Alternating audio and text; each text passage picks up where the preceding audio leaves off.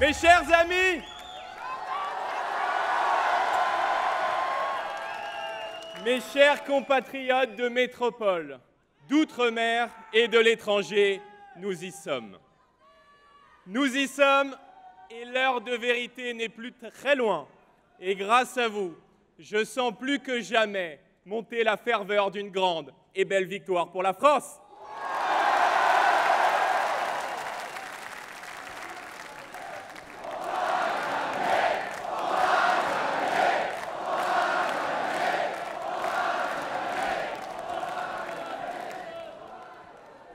Après avoir parcouru la France tout entière à la rencontre des Français, nous voici rassemblés dans un dernier élan ici, à Paris, notre capitale. Paris, c'est d'abord une histoire millénaire, où chaque pierre raconte une épopée, où dans chaque rue résonnent les pas des géants qui ont forgé la nation française. Paris est à la fois le témoin immortel de notre passé glorieux et le phare d'une lumière qui ne finira jamais d'inspirer le monde. Des bâtisseurs de la cathédrale Notre-Dame, aux libérateurs de la France libre qui ont marché derrière le général de Gaulle, des élans révolutionnaires à la grandeur impériale des Napoléons, Paris a toujours été le théâtre où se joue notre destin commun.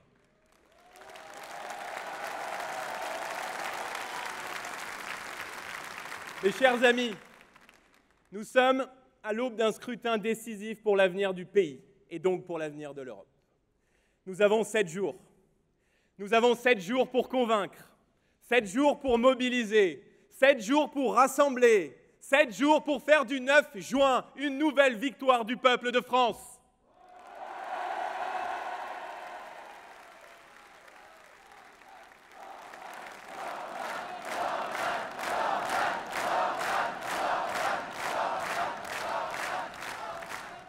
Depuis le début de cette campagne, je vous aime aussi.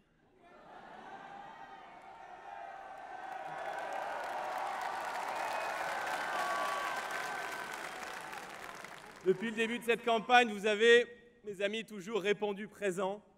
Et à 7 jours du verdict, je tiens du fond du cœur à vous dire merci.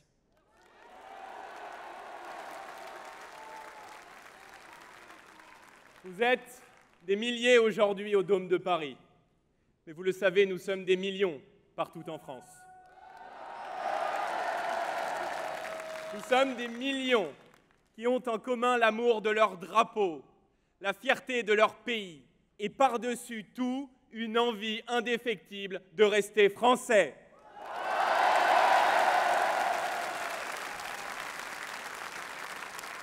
Notre parti, le Rassemblement national, est devenu la maison commune de ces millions de patriotes. Aujourd'hui, plus que jamais, nous sommes le premier parti de France. Demain, nous serons celui de l'alternance.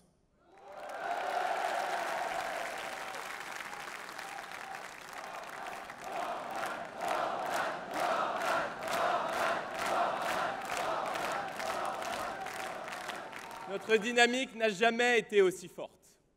Le 9 juin prochain, nous pouvons et nous devons infliger à Emmanuel Macron la plus lourde défaite électorale qui soit. Dimanche prochain, mes amis, nous pouvons démanteler l'industrie du mensonge qui gouverne la France. Dimanche prochain, nous pouvons décrocher la plus éclatante des victoires. Mais rien n'est encore fait et rien n'est encore gagné. Rien n'est fait tant que le peuple français n'aura pas rendu son verdict. Rien n'est fait tant que le peuple français n'aura pas gravé cette victoire dans le marbre du vote. Alors, Françaises, Français, sachez que vous avez dans vos mains le pouvoir du changement et le pouvoir du commencement. Faites-en bon usage. Faites-en bon usage et allez voter le 9 juin.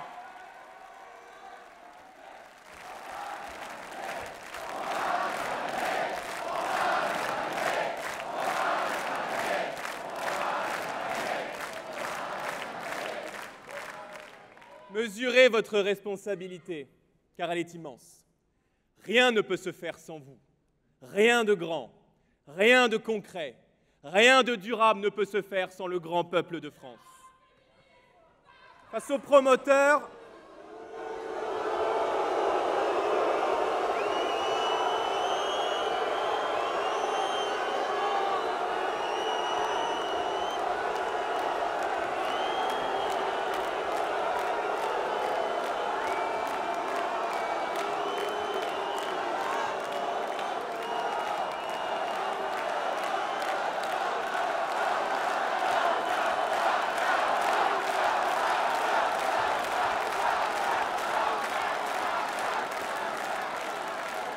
Mes amis, face à ces promoteurs du déclin, nous sommes, nous, les partisans de la puissance française. Nous sommes la France lucide, face à des dirigeants qui ont les yeux grands fermés. Nous sommes la France debout, face à l'effacement et face au délitement. Nous sommes les garants de l'unité nationale face aux diviseurs du pays et face à ceux qui laissent le désordre s'installer. Chers amis, dans cette campagne, nous avons été accusés, Marine en a parlé, par les macronistes d'avoir un projet caché, comme si nous n'étions pas connus, nous, pour assumer nos convictions et parler avec franchise. Voilà ce qu'il reste en boutique, dans le camp de ceux qui n'ont plus rien à dire. Toute leur campagne aura été bâtie sur la diffamation, la manipulation et sur la calomnie. Le 9 juin, mes amis, c'est aussi un vote pour la vérité, face aux mensonges qu'ils diffusent en boucle contre nous et donc contre vous.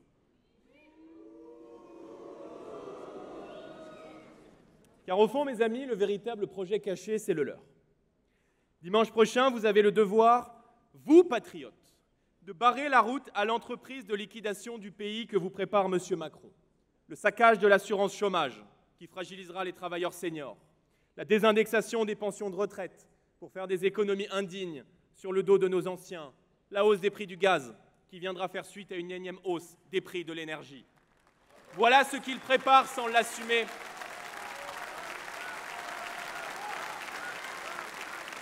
Voilà ce qu'ils préparent sans l'assumer, un coup de massue sur votre pouvoir d'achat. Et le mensonge n'ayant désormais plus de limites, j'ai entendu hier M. Le Maire, le ministre de l'économie, affirmer... Attendez, parce que le meilleur reste à venir si vous n'avez pas entendu sa déclaration. Venir affirmer les yeux dans les yeux, deux points, ouvrez les guillemets, j'ai sauvé l'économie française.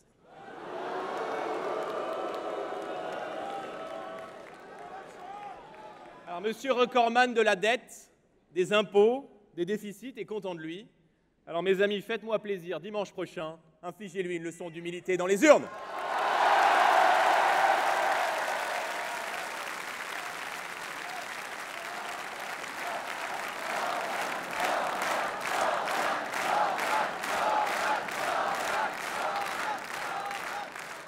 Leur bilan ne trompe plus personne, même plus désormais les agences de notation.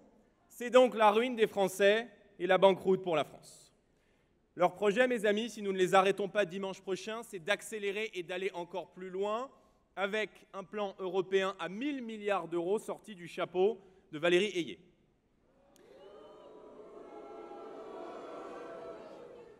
Après avoir endetté la France entière, Emmanuel Macron veut désormais à nos frais aller endetter nos voisins. Ce qu'il prépare, c'est aussi l'élargissement de l'Union européenne à 37 États, dont les Balkans, l'Ukraine et demain, si nous n'y prenons pas garde, la Turquie de l'islamiste Erdogan.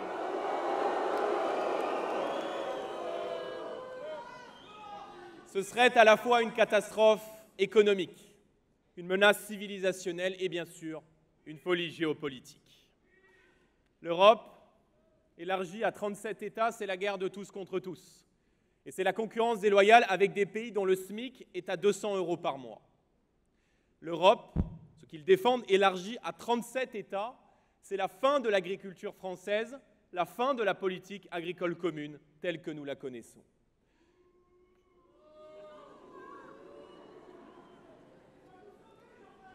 Alors pour la clarté du débat, que les macronistes aillent donc le dire les yeux dans les yeux à nos paysans.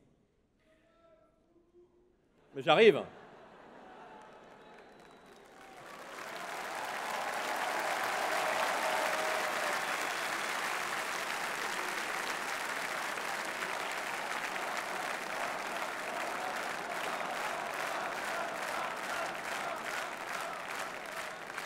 L'Europe à 37 États, c'est le prétexte aussi pour supprimer le droit de veto de la France.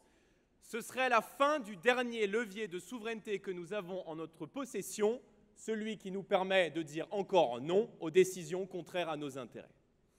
En réalité, en soutenant cet élargissement sans limite, Emmanuel Macron, nous l'avons dit, tourne le dos à l'esprit de l'Europe tel que l'avait conçu le général de Gaulle.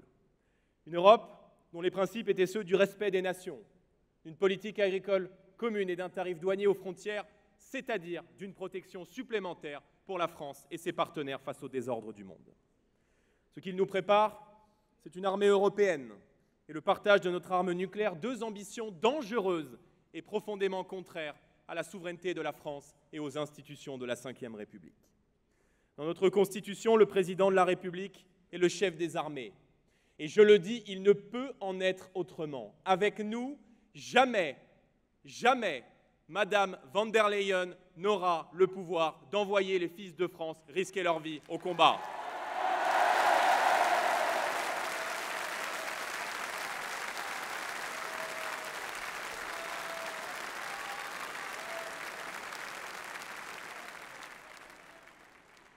Je le dis solennellement aux Françaises et aux Français.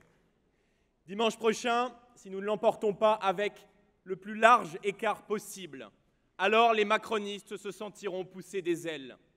Ce 9 juin, ne leur laissez pas les mains libres. Faites entendre votre colère. Mettez des limites à Emmanuel Macron.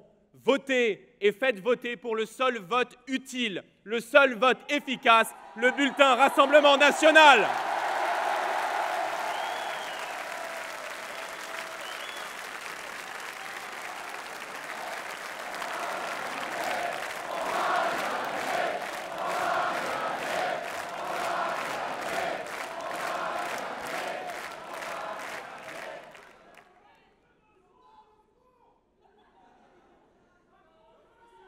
Mes amis, l'histoire s'accélère et le monde change à une vitesse vertigineuse. Les concurrences économiques sont de plus en plus rudes et les grandes puissances de plus en plus féroces. La guerre est de retour aux portes de l'Europe. L'urgence écologique est là, l'intelligence artificielle démultiplie ses capacités heure après heure et la pression migratoire s'intensifie, balaye notre sécurité, nos mœurs et nos modes de vie. On sait désormais que la prétendue mondialisation heureuse connaît sa face sombre, son versant illégal, ces déchirures qui menacent la stabilité du pays et l'avenir de l'Europe. Par naïveté et idéologie, l'Europe de Macron a accru nos dépendances et nos vulnérabilités plutôt que d'additionner nos forces. Les brèches de cette Europe ont mis les peuples à nu face aux menaces qui nous entourent. Devant l'instabilité du temps qui vient et face aux grandes convulsions du monde, nous devons bâtir l'Europe du XXIe siècle. Alors que la fusion de nos États serait synonyme de dilution, nous assumons, nous, de vouloir repenser le modèle européen autour de l'idée de nation. L'Europe de Macron est un modèle du passé.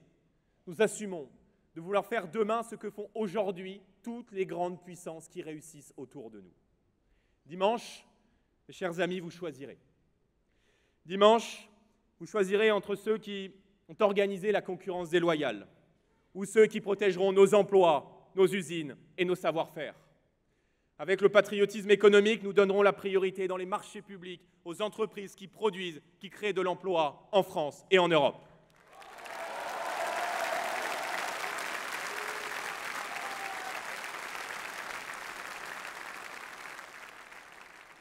Dimanche, vous choisirez. Vous choisirez entre ceux qui ont mis des milliers d'agriculteurs dans les rues du pays, ou bien ceux qui les laisseront vivre dignement de leur travail. Nous refuserons d'importer chez nous des produits qui ne respectent aucune des normes que l'on impose à nos paysans. Avec nous, nos enfants pourront enfin manger français dans les cantines de nos écoles.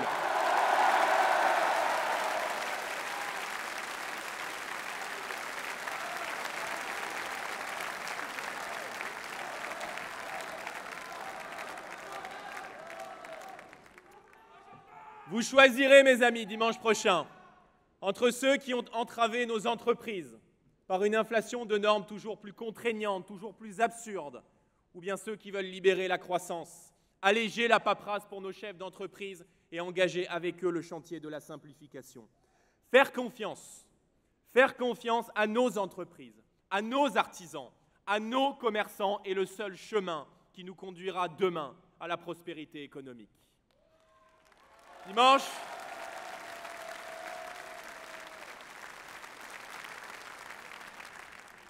Dimanche, vous choisirez, mes amis. Vous choisirez entre ceux qui, au nom de l'écologie punitive, veulent interdire d'acheter des voitures à moteur thermique, ou ceux qui veulent laisser la liberté aux automobilistes de pouvoir se déplacer sans se ruiner.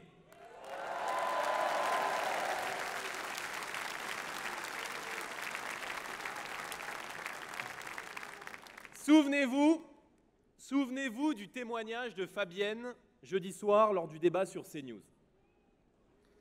Fabienne est une Française modeste, contrainte de cumuler 2 boulots. Fabienne est comme ces millions de Françaises qui ne s'en sortent plus malgré l'effort et le travail. Vous savez ce qu'a répondu à Fabienne la candidate d'Emmanuel Macron, Madame Hayé, pour améliorer son pouvoir d'achat ? 2 points, ouvrez les guillemets, que Fabienne s'achète une voiture électrique. Voilà la déconnexion profonde de ces gens et leur incompréhension totale de votre quotidien.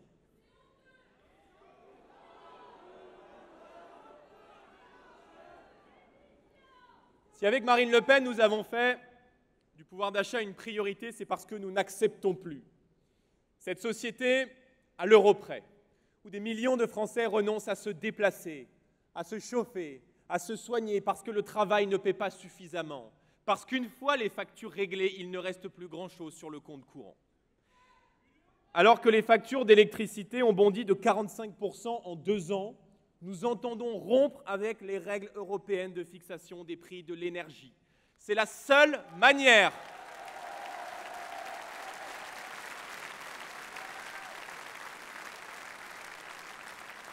C'est là la seule manière de faire baisser concrètement le montant de la facture. L'Allemagne et la Commission de Bruxelles, nous l'assumons, n'ont pas à décider du montant de vos factures d'électricité.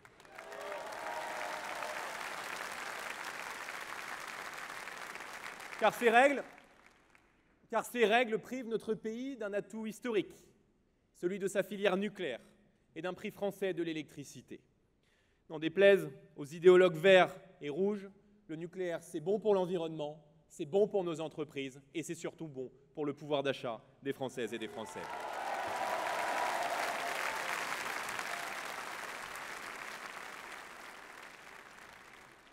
Et c'est là l'une de nos différences fondamentales avec les macronistes. Ils défendent des dogmes, nous défendons les gens.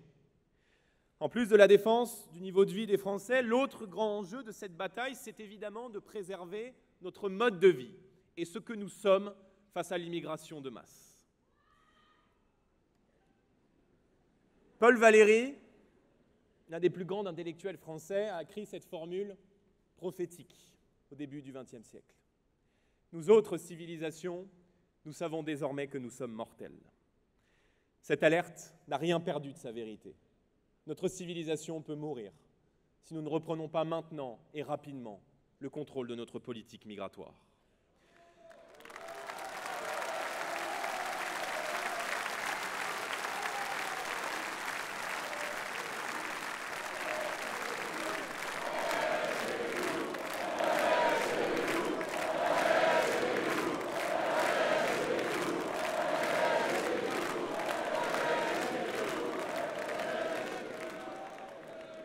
Notre civilisation peut mourir. Elle peut mourir parce que la submersion migratoire aura changé nos mœurs, nos coutumes, nos modes de vie et notre culture, sans retour en arrière possible. L'horloge tourne, mes amis, et cet effacement de la France a déjà démarré. Dans d'innombrables quartiers de France, les Français ne reconnaissent plus le pays qui les a vus grandir. Nous avons le courage et la lucidité de dire que si la France se met à devenir le pays de tout le monde, alors demain, elle ne sera plus le pays de personne.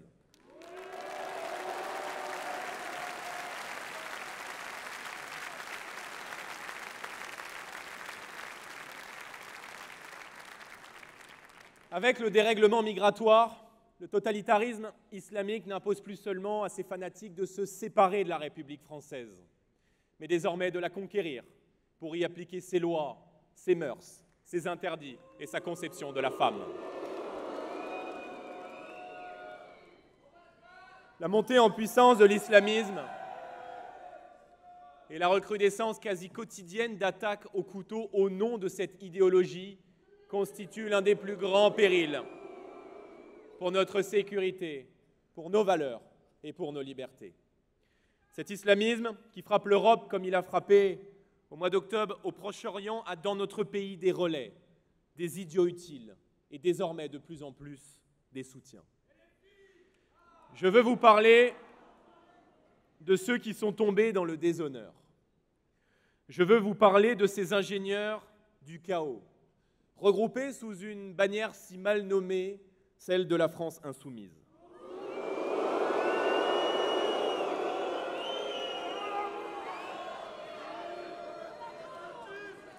En ayant été les relais de toutes les revendications de l'islamisme sur notre sol depuis des années, en étant aujourd'hui les porte-voix de l'idéologie du Hamas qui a commis de véritables atrocités le 7 octobre dernier, ils déroulent le tapis rouge aux ennemis de la France et menacent désormais la paix civile. Je veux dire à ces irresponsables d'extrême gauche qu'ils nourrissent aujourd'hui un monstre qui demain les dévorera. Plus que jamais, mes amis, il est temps de rétablir l'ordre et l'autorité de l'État sur chaque mètre carré du territoire de la République, de la métropole jusqu'à nos territoires d'outre-mer.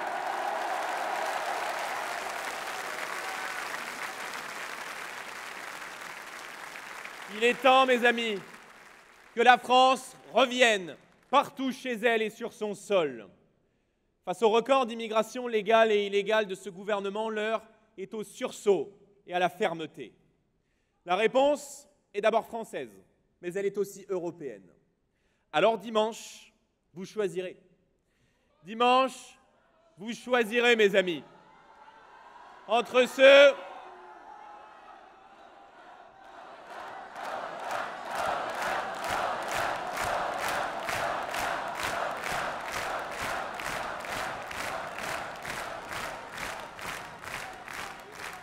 Dimanche, mes amis, vous choisirez entre ceux qui veulent priver la Maison France de portes et de fenêtres, ou ceux qui veulent protéger nos frontières et refouler systématiquement les bateaux de migrants qui arrivent illégalement sur notre sol.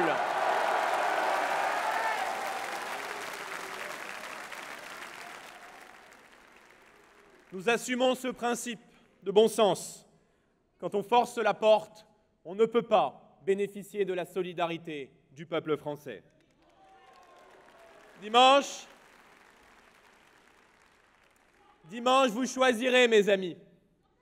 Vous choisirez entre ceux qui vous disent que rien n'est jamais possible et qui vous condamnent à subir, ou ceux qui ont précisément l'ambition, la grande et belle ambition que la France reste la France.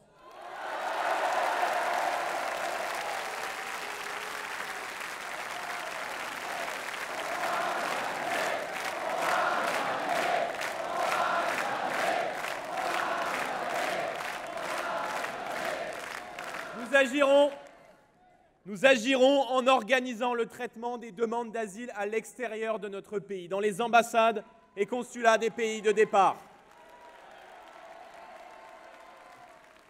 Nous agirons en mettant sous scellés les bateaux des ONG d'extrême gauche qui se livrent à de véritables trafics d'êtres humains en complicité avec les mafias de passeurs.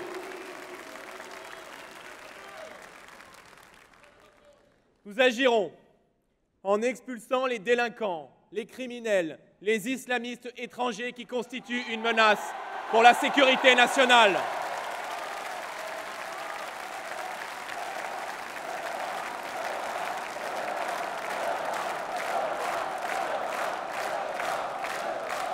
Nous agirons en refusant d'appliquer le pacte pour les migrations défendu par l'Europe de Macron, qui prévoit, tenez-vous bien, de répartir obligatoirement et sous peine de sanctions financières les migrants dans les communes, dans les villes et dans les villages de France.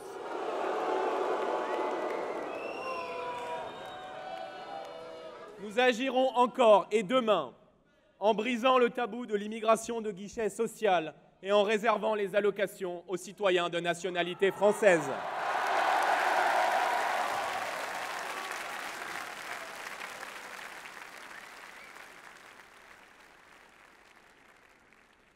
En défendant notre identité, Je veux aussi que les Français renouent avec une forme de fierté française. La France, parce qu'elle est la France, n'est elle-même que lorsqu'elle est au premier rang. Elle ne mérite pas, et Marine l'a rappelé, des dirigeants qui renoncent à défendre nos intérêts ou qui renoncent à protéger nos compatriotes par naïveté, par faiblesse ou par impuissance. La France ne mérite pas. Elle ne mérite pas sa place au banc des accusés dans ce procès indigne que lui fait l'extrême gauche en permanence. La France n'est pas réduite à réécrire son histoire, à déboulonner ses statuts, à s'excuser en permanence de tout et de rien sur son propre sol.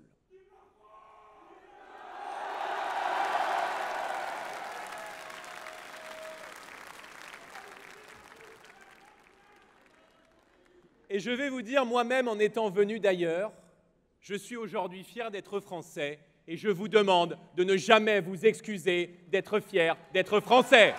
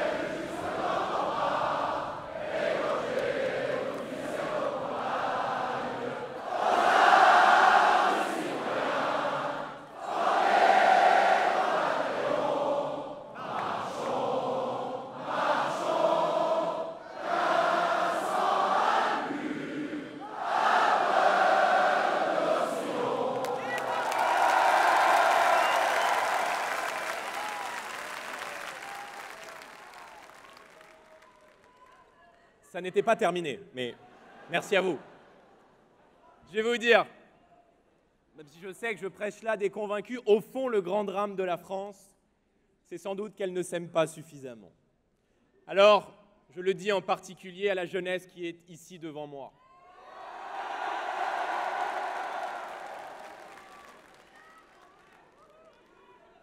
Vous êtes les héritiers d'un beau et grand pays qui s'appelle la France.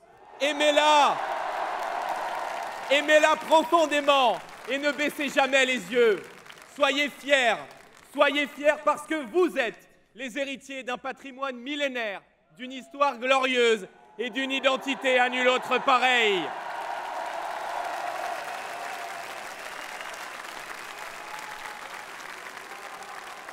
Alors à tous les Français, aimez-la et rejoignez-nous. Venez avec nous pour la défendre et la transmettre. Face aux professionnels de la déroute, face à ces dirigeants qui accumulent les records les plus accablants, face à l'Europe de Macron, face à la liste Macron dimanche prochain, l'heure est à l'union et l'heure est à la mobilisation.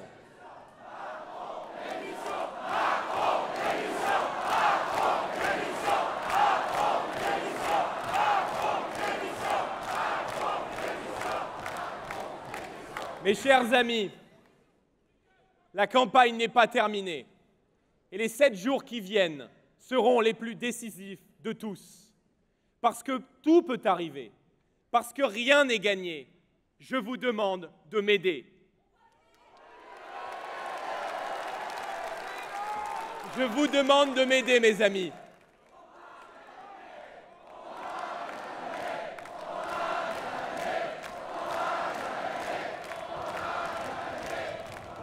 Je vous demande de m'aider. Je vous demande de m'aider à faire du 9 juin, un jour où le peuple de France relève la tête. Je vous demande de m'aider à faire du 9 juin la première étape de l'après-Macron, le jour 1 du redressement de notre pays.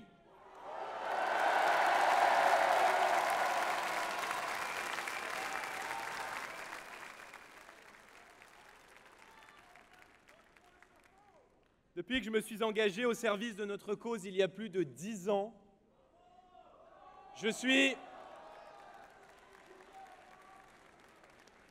je suis guidé par un sentiment d'urgence qui ne m'a jamais quitté. De mes premiers pas de jeune militant en Seine-Saint-Denis jusqu'à la scène sur laquelle je me tiens aujourd'hui devant vous à Paris, je n'ai jamais cru un seul instant, je n'ai jamais cru une seule seconde qu'il en était fini pour la France et que nous étions condamnés à subir.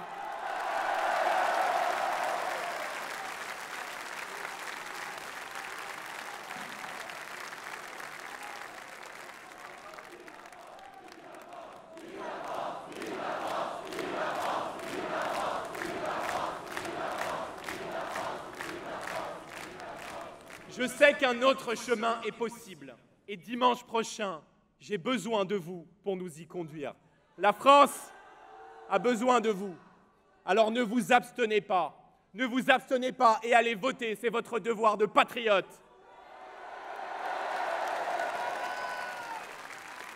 Dimanche prochain, s'abstenir, c'est voter Macron. Dimanche prochain, se disperser sur d'autres listes, c'est renforcer Macron. Alors, à ceux, mes amis, à ceux qui seraient tentés de voter pour des candidats qui ne peuvent pas gagner, je vous le dis solennellement, l'heure est trop grave pour se disperser. L'État du pays commande d'unir nos forces, de grouper nos voix sur la seule liste capable de battre Macron et d'arriver demain au pouvoir.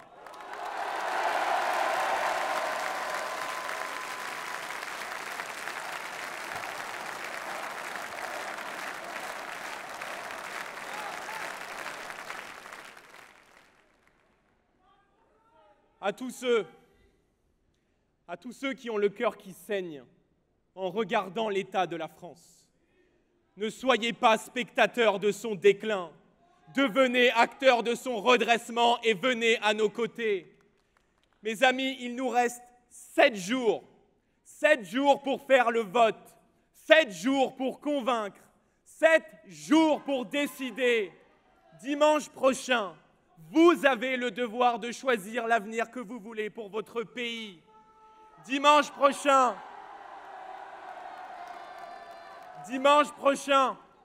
vous avez le pouvoir de dire quelle France vous laisserez en héritage à vos enfants. Alors vous choisirez. Vous avez le choix entre le changement ou la continuité. Vous avez le choix entre l'espérance ou la résignation. Vous avez le choix entre résister ou disparaître. Vous avez le choix entre baisser les yeux ou relever la tête. Le 9 juin, votez et ne cédez rien. Soyez Français, encore et toujours. Vive la République et vive la France!